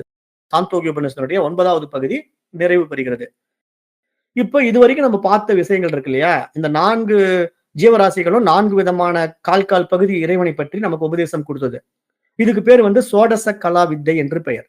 இப்ப சோடச கலா வித்தை அப்படின்னா என்னன்னா 16 கலைகள் இருக்கு. 16 கலைகளும் மனிதருக்குள் இருக்க வேண்டிய நுட்பமான திறன்கள். அது திறன்கள் மட்டும் இல்ல. அது எப்படிப்பட்டதா இருக்குது அப்படின்னா, பரமாத்மா நிலையில இருக்கு. பரமசிவம், பகவான் ஸ்ரீகிருஷ்ணன் அல்லது தேவி அப்படின்னு எல்லா புராணங்களில் வருகின்ற அத்தனை கதாபாத்திரங்களும் இங்க இந்த வித்தைகளை கற்றுக்கொண்டவர்கள் என்று இங்க சாஸ்திரம் சொல்ல வருது. அப்ப சோடச கலா வித்யாவின் 16 கலைகள் என்ன அப்படின்னு பாத்தீங்கன்னா, அத சொல்றேன் ஒவ்வொன்னா. அப்புறம் இத பற்றி விரிவான விளக்கங்களும் குடுப்பேன். ஆனா இந்த வித்தை வந்து பிராக்டிகல் உங்களுக்கு கிடையாது. ஏன் பிராக்டிகல் குடுக்க மாட்டோம் அப்படின்னா, அந்த பிராக்டிகல் வந்து தகுதியானவர்களுக்கு மட்டும் தான் குடுப்போம். அந்த தகுதியானவர்கள மட்டும் தான் தேர்ந்தெடுத்து பிராக்டிகல் குடுத்துட்டு இருக்கோம். தியரி வந்து எல்லாருக்கும் குடுப்போம். ஏன்னா, அந்த வித்தைய கேட்டு தெரிஞ்சுக்கங்க. இங்க 16 கலைகள் என்னென்ன அப்படின்னு கேட்டீங்கன்னா, சிரவணம், மனனம், தியானம், ஞானம், விஞ்ஞானம், சங்கல்பம், ஸ்மிருதி, ஆனந்தம், தபஸ், வாக்கு, சிரம், ஹிருதயம், அகங்காரம், சித்தம், புத்தி, ஆத்மா. இப்படிங்கிற ஒரு 16 விஷயங்கள இந்த சோடச கலா வித்தை பேசப்போகுது. இந்த சோடச கலாவுல சிரவணம் என்றால் கேட்கும் சக்தி. மனனம் என்றால் நினைக்கும் சக்தி. தியானம் என்றால் தியானிக்கும் சக்தி. ஞானம் என்றால் அறிவு. விஞ்ஞானம் என்றால் தனிப்பட்ட அறிவு. சங்கல்பம் என்றால் விருப்ப சக்தி. ஸ்மிருதி என்றால் ஞாபக சக்தி. ஆனந்தம் என்றால் மகிழ்ச்சி. தபஸ் என்றால் தவம் செய்கின்ற சக்தி. இங்க தபஸ், தவம் அப்படின்னா எப்படி புரிஞ்சுக்கணும்னா, நான் ஏற்கனவே தவத்தை பத்தி சொல்லிட்டேன். உற்ற நோய் நோன்றல் உயிர்க்கு உருகன் செய்யாமை அற்றே தவத்திற்கு உரு. என்னுடைய பாடத்திட்டத்துல தவத்தை நான் இப்படிதான் சொல்லிக் கொடுப்பேன். மற்றவங்க தவத்தை எப்படி சொல்லிக் கொடுக்குறாங்கன்னு எனக்கு தெரியாது. தான் பிறந்த உற்ற நோய், நான் இந்த பிறப்பு இறப்பு சக்கரத்துக்குள்ள சுத்திக்கிட்டு இருக்கிறேன் இல்லையா, இதுதான் மிகப்பெரிய நோய். இந்த நோயை நான் ஃபர்ஸ்ட் தெரிஞ்சுக்கணும். அப்பதான் இந்த நோய்க்கு மருந்து கிடைக்கும். இது ஒரு நோயின்னே தெரியலன்னா எங்க இருந்து நான் மருந்து சாப்பிட போறேன்? மருந்தே சாப்பிட மாட்டேன். இப்ப நிறைய பேருக்கு இது நோயின்னே தெரியல. பிறப்பு இறப்பு சக்கரத்துல சுத்துறது நோயின்னே தெரியல. இது நோயின்னு யாருக்கு தெரியுதோ அவன் மருந்து தேடுவான் இல்லையா? அவன் தான் இந்த பாதைக்கு வர முடியும். அத்தியாத்ம பாதைக்குள்ள வரான்னா அவன் மருந்து தான் அத்தியாத்ம பாதை. இங்க வந்து இந்த பிறப்பு இறப்பு சக்கரத்துக்கு மருந்து எங்க இருக்கு தெரியுமா? இந்த வித்தை தான். இந்த அத்தியாத்ம ஞான கல்வியை கற்றுக்கிட்டா மட்டும்தான் நீங்க வந்து பிறப்பு இறப்பு சக்கரத்துல இருந்து வெளியே வர முடியும். வேற என்ன செஞ்சுட்டு இருந்தாலும் இந்த பிறப்பு இறப்பு சக்கரத்துல நீங்க வெளியே வர முடியாது. திருப்பி திருப்பி சுத்திக்கிட்டே இருக்க வேண்டியதான். மீண்டும் மீண்டும் புனரபி ஜனனம், புனரபி மரணம். இதுல இருந்து யாரும் தப்பிக்க முடியாது. அப்ப தவம்னா என்ன? உற்ற நோய் நோன்றல். தான் பிறப்பு இறப்புக்கு உள்ளாவதற்கான நோய் என்ன என்பதை ஒருவன் தெரிந்து கொள்ள வேண்டும். உயிர்க்கு உருகன் செய்யாமை. அடுத்த பாயிண்ட் சொல்றார் திருவள்ளுவர். உயிர்க்கு உருகன் செய்யாமை அற்றே தவத்திற்கு உரு. அப்ப உயிர்ங்கிறது என்ன? ஜீவன். அப்ப ஜீவன்னா என்ன? எல்லாரிடத்திலும் இருக்கு ஜீவன். உங்ககிட்ட இருக்கு, எங்கிட்ட இருக்கு, ஒரு எறும்புல இருக்கு, யானையில இருக்கு. அப்ப இங்க எல்லா உயிரும் சிவமா இருக்கு. அப்ப இங்க நீங்க உயிருக்கு உருகன் செய்யக்கூடாது. தொந்தரவு பண்ணக்கூடாது. உயிரை தொந்தரவு பண்ணிட்டீங்கன்னா நீங்க இறை அனுபவம் பெற முடியாது. உங்களால அதை உணரவே முடியாது. நீங்க வந்து மனதளவுல ஏதோ அத பண்ண இத பண்ணுன்னு சொல்லிட்டு இருக்கலாம். அதெல்லாம் மைண்டினுடைய பிளேவா இருக்குமே தவிர பிராக்டிகல் கான்சியஸ்னஸ் எஃபர்ட்ஸ் வந்து உங்களுக்குள்ள எக்ஸ்போஸ் ஆகாது. ஏன் எக்ஸ்போஸ் ஆகலன்னா, நீங்க எல்லாவற்றிலும் உங்கள பார்க்காம, நான் வேறு அது வேறுங்கிற பேதமை புத்தியோட நீங்க என்ன காரியத்தை செஞ்சுட்டு இருந்தாலும், நீங்க ஜெயிக்கவே முடியாது அப்படிங்கறத இங்க தவம் சொல்லிக் கொடுக்குது. அதுதான் அந்த இடத்துல இந்த பாயிண்ட் நான் உங்களுக்கு சொல்லிட்டேன். அடுத்தது வாக்கு. வாக்குன்னா பேச்சு. சிரம்னா தலை. ஹிருதயம்னா நம்முடைய ஆகாச தத்துவம். அதான் நமக்கு நெற்றி பொட்டு. இருதயம்ங்கிறது அங்க இருக்கு. அகங்காரம்ங்கிறது நான் என்கின்ற உணர்வு. சித்தம் என்பது ஆழ்ந்த மனசு. புத்தி என்பது நுண்ணறிவு. ஆத்மா என்பது பரம் பரமாத்மா. அப்ப இந்த 16 கலைகள சோடச கலா வித்யா என்று இத சாந்தோக்கிய உபநிஷதம் பேசுது. இது கௌதம ரிஷி வந்து இத சொல்லிக் குடுக்குறாரு. இதை வந்து யார் யார் கத்துக்கிட்டு இருக்காங்க அப்படின்னா, சிவபெருமான் கத்துக்கிட்டு இருக்காரு. பகவான் ஸ்ரீகிருஷ்ணர் கத்துக்கிட்டு இருக்காரு. தேவி கத்துக்கிட்டு இருக்கிறா. தேவி வந்து திரிபுர சுந்தரி சொல்றோம் இல்லையா? அம்பாலா நம்ம வழிபடுறோம் இல்லையா? இது மாரி நம்முடைய சனாதன தர்மத்துல எல்லா சமயங்களுடைய தேவதைகளும் இத கத்துக்கிட்டு இருக்காங்க. அவங்கெல்லாம் யாருன்னா குருமார்கள் தான். நாம வந்து வழிபாடு பண்ற தேவதைகள் எல்லாம் யாருன்னா நம்முடைய குரு. இப்ப வந்து சிவனுடைய சைவ சித்தாந்தத்துல வர்றவங்க வந்து சிவன குருவா வச்சிருந்தாலும் அவர்கிட்ட இருந்து இந்த வித்தையை கத்துக்குவாங்க. அதே மாதிரி வைணவ சித்தாந்தத்துல வந்து பெருமாளை வழிபடுறவங்களும் ஸ்ரீகிருஷ்ணன் சொல்லிக் கொடுத்த இந்த வித்தையை கத்துக்குவாங்க. அதே மாதிரி தேவி உபாசகர்களும் இந்த வித்தையை கத்துக்குவாங்க. இது மாதிரி நம்முடைய சமயங்கள் வந்து 6 சமயங்கள் இருக்கு. சன்மார்க்கங்கள் இருக்கு. அது வந்து சைவம், வைணவம், சாக்தம், கௌமாரம், கானாபத்தியம் என்று எந்த நிலையில நீங்க போனாலும் இந்த வித்தையை கத்துக் கொடுப்பாங்க. அப்ப இந்த வித்தை என்னங்க அப்படிங்கறத நான் ஒரு அறிமுகப்படுத்திட்டு இன்றைக்கு வகுப்பை முடிக்கிறேன். ஆனா அந்த வித்தையினுடைய முழு விஷயத்த நாளைக்கு இன்னும் கொஞ்சம் விளக்கமா நான் சொல்றேன். இப்ப இது வந்து இந்த வித்தையை வந்து ஒரு பெரிய கிளாஸாவே நம்ம எடுக்கிறோம். அதாவது டைரக்ட் கிளாஸ் அதெல்லாம். லைவா தான் சொல்லிக் கொடுக்க முடியும். அது வந்து ஆன்லைன்ல சொல்லிக் கொடுக்கிற அளவுக்கு தகுதியான மாணவர்கள் இல்ல. சொல்லிக் கொடுத்தாலும் புரிஞ்சுக்க மாட்டாங்க. அதோட வேல்யூ தெரியாது அவங்களுக்கு. ஒரு அலட்சியமா இருப்பாங்க. அதனால இப்போ அந்த வித்தை வந்து என்ன அப்படின்னு பாத்தீங்கன்னா, அதாவது சோடச வித்யா மற்றும் உபாசனை பயிற்சி திட்டம்னு ஒண்ணு வச்சிருக்கோம். அதுல என்ன அப்படின்னா, முதல்ல வந்து இறைவனின் 16 கலைகள்ல தத்துவம், தியானம், அங்க நியாசம், நாத யோகா, பஜனை அப்படிங்கிற விஷயத்துல இத பூரா எடுத்து சொல்லிக் குடுத்துருவோம். அப்படி சொல்லிக் குடுக்கும்போது என்னென்ன விஷயம் அப்படின்னு பாத்தீங்கன்னா, இதுல முதல்ல வந்து 4 பகுதிகள் பத்தி பேசுறது இல்லையா? அந்த காளை மாடு, அதுக்கு பேரு வந்து அங்க நியாசம் என்று பெயர். அங்க நியாசம் அப்படின்னு ஒரு இது இருக்கு. அங்க நியாசம்னா இந்த உடல் மூலமா சில விஷயங்கள செய்யணும். அப்படி நம்ம இந்த உடல் மூலமா செய்கின்றதுக்கு பேரு அங்க நியாசம் அப்படின்னு பேரு. முதல்ல சோடச கலா என்ன அப்படின்னா, நம்முடைய அடிப்படை உணர்வுகள என்னங்கிறத சொல்லிக் குடுப்போம். அப்புறம் அங்க நியாசம் என்பது என்ன அப்படின்னா, விரல்கள், கைகள், மார்பு, கண்கள், நெற்றி, உச்சி ஆகியவற்றை பற்றிய முக்கியமான இடங்கள்ல வந்து நம்ம எப்படி உபாசனை பண்ணணும் அப்படிங்கிறத சொல்லிக் குடுப்போம். அப்புறம் 3வது ஸ்ரீவித்யா உபாசனைன்னு சொல்லிட்டு சக்தி உபாசகர்களுக்கு வந்து சொல்லிக் குடுப்பாங்க. லலிதா தசதி, சகஸ்ரநாம கீர்த்தனைகள், அப்புறம் பஞ்சதசி அப்படிங்கிற விஷயங்கள் எல்லாம் இதுல வரும். அது வந்து நவாவரண பூஜை என்று சொல்லுவாங்க. இதெல்லாம் வந்து நெறைய பேரு கமர்ஷியலா பண்ணிட்டு இருக்காங்க. இந்த நவாவரண பூஜை, அப்புறம் ஸ்ரீவித்யா உபாசனை அப்படிங்கிறதெல்லாம் பார்த்தீங்கன்னா, நெறைய பேர் இந்த சிகப்பு ட்ரெஸ்ஸ போட்டுக்கிட்டு இந்த மாரிலாம் சொல்லிக் குடுத்துட்டு ஒரு கூட்டம் இருக்கு. பட் இதுங்கெல்லாம் வந்து வெளிய பண்ணிக்கிட்டு இருக்கோம். ஆனா இதெல்லாம் உள்ள பண்ற விஷயம். அப்புறம் நாத யோகா அப்படின்ட்டு சவுண்ட் நாதம்னா அதாவது ஆடியோ, ஒலி. அப்ப இந்த நாத யோகம் அப்படிங்கிற முறையில இந்த பரமாத்மா எப்படி இருக்கிறாரு? அவருடைய உண்மையான ஒளி நிலை என்ன? அப்படிங்கிற உணர்வு நிலைய வந்து சொல்லிக் குடுப்போம். அப்புறம் நம்ம இதையெல்லாம் தெரிந்து கொள்வதற்கான நம்முடைய பாரம்பரிய மரபுல வந்து பஜனை, கீர்த்தனைகள் எல்லாம் இருக்கு. அந்த கீர்த்தனைகள்லாம் வந்து அபங்கம், பாடல்கள் அப்படிங்கிற பஜனை முறைகள் மூலமாகவும் இத வந்து மனதை வந்து தூய்மைப்படுத்துவதற்கான சில விஷயங்களாக இதெல்லாம் சொல்லிக் குடுப்போம். அப்ப இது மாரி இந்த 4 விஷயங்கள உள்ள 4 பகுதியா பிரிச்சு சொல்லிக் குடுக்கிறது 16 வித்தைகள். இந்த 16 வித்தைகளும் மிகப்பெரிய விஷயங்கள பேசும். இது வந்து நேரடி பயிற்சி முறைகள் எல்லாம் இருக்கு. ஆனா இது வந்து தயாராகுறவங்களுக்கு தகுதியானவங்களுக்கு தான் குடுப்பாங்க. எல்லாருக்கும் குடுக்க மாட்டாங்க. ஆனா இந்த இடத்துல சோடச கலா வித்தைன்னா என்ன? அப்படின்னு நீங்க தெரிஞ்சுக்கணுங்கிறதுக்காக நான் இந்த இன்ட்ரோடக்ஷன் உங்களுக்கு குடுக்குறேன். இருப்பினும் இந்த சோடச கலா வித்தையினுடைய அந்த 4 பகுதியினுடைய உள் விளக்கங்கள அடுத்த வகுப்புல உங்களுக்கு விரிவாக விளக்குறேன். ஆனா இதனுடைய பிராக்டிகல் வந்து உங்களுக்கு எந்த இடத்துலயுமே நாம இந்த உபனிஷத் பாடங்கள் எங்கேயுமே பிராக்டிகல் குடுக்க மாட்டோம். இப்ப நீங்க அந்த ஏற்கனவே சம்வர்க்க வித்யாவும் நான் பிராக்டிகல் குடுக்க மாட்டேன். அந்த பிராக்டிகல் வந்து அதுக்குன்னு ஸ்பெஷலா இருக்கிறவங்களுக்கு மட்டும் தான் சம்வர்க்க வித்யா பிராக்டிஸ். சம்வர்க்க வித்யா பிராக்டிஸ்ங்கிறது என்னன்னா, அதான் இந்த பிராணனையும், வாயுவையும் ஒன்றா இணைக்கிறது. அது வந்து மூலத்துக்கு திரும்புற அந்த உறிஞ்சும் வித்தை. அப்ப இங்க பிராணன் எத உறிஞ்சணும், அப்புறம் இந்த உள்ள வெளிய இருக்கிற வாயு எத உறிஞ்சணும் அப்படிங்கிற வித்தைகள வந்து சொல்லிக் குடுத்து, அத உறிஞ்ச வைக்கிற ஒரு விஷயத்த சொல்லிக் குடுப்போம். அது வந்து சம்வர்க்க வித்யால வரும். இது எல்லாமே பிராக்டிகல் இருக்கு. அது சில விஷயங்கள் ஆன்லைன்ல சொல்லி தரோம். இப்ப நான் பார்த்தீங்கன்னா, ஸ்ரீ தத்தகுரு பரம்பரையில சொல்லிக் குடுத்துட்டு தான் இருக்கிறேன். அதெல்லாம் நான் சொல்லிக் குடுக்குறேன். அதெல்லாம் இப்ப ஆன்லைன் கிளாஸ்ல அட்டெண்ட் பண்ணிட்டு இருக்காங்க. ஆனா தகுதியானவங்களுக்கு தான் குடுக்கணுங்கிறதுக்காக அந்த மாரி ஒரு குரூப்ப நம்ம ரெடி பண்ணி அதுல சொல்லிக் குடுத்துட்டு இருக்கோம். அந்த குரூப்லயே நெறைய பேர தூக்கணும்னு பார்த்துக்கிட்டு இருக்கேன். ஏன்னா, அதுல வந்து இன்னும் உண்மையானவங்க இல்ல. நெறைய பேர் வந்து பொய்யா இருக்காங்க. சரி பரவால்ல. அது அவங்களுக்கு கிடைச்சாலும் அவங்க அத ஏத்துக்க மாட்டாங்க. ஏன்னா, அவங்க மனசு வேலை செய்யாது. அவங்க என்ன பண்ணுவாங்கன்னா, அத ஒரு நெகட்டிவா பார்ப்பாங்க. அல்லது அத பற்றி ஒரு எதிர்மறை எண்ணத்தை வச்சுக்கிட்டு அத பார்த்துக்கிட்டு இருப்பாங்க. அவங்களுக்கு உள்ள போகாது.